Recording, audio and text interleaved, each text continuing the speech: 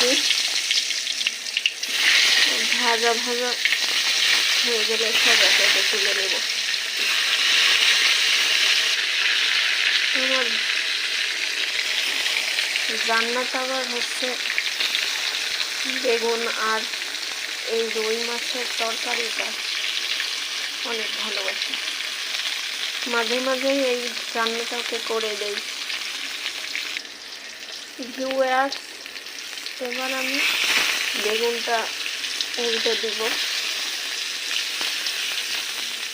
একে একে।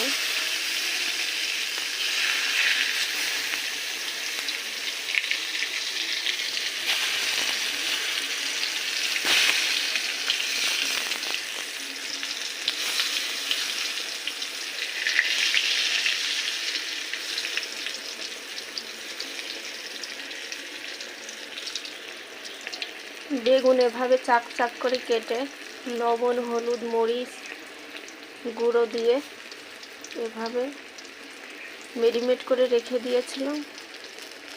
তারপরে এগুলো ভেজে নিচ্ছি। রুই মাছও ভেজে নিলাম। আমি আবার ঢাকা দিয়ে দিলাম। এখানে আমি সব মশলাগুলো করে নিয়েছি একবারে, সবগুলো মশলা।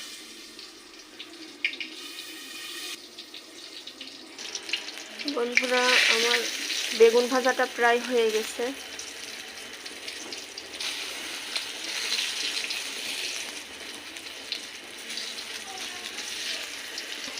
আমি এগুলো এবার সব প্লেটে তুলে নেব। যে এইগুলো আমি ভেজে তুলে নিয়েছি। এদিকে ভাতটাও আমার হয়ে গেছে। প্রেসার কুকারে দিয়েছিলাম। প্রেসার কুকারে একটা সিটি দিলেই ভাত হয়ে যায়। এখানে তেল আমি আর একটু অ্যাড করে দিচ্ছি। তেল অল্প ছিল, এটা ঢেলে দিচ্ছি। মশলা তো রেডি করাই ছিল, আমি ঢেলে দিলাম।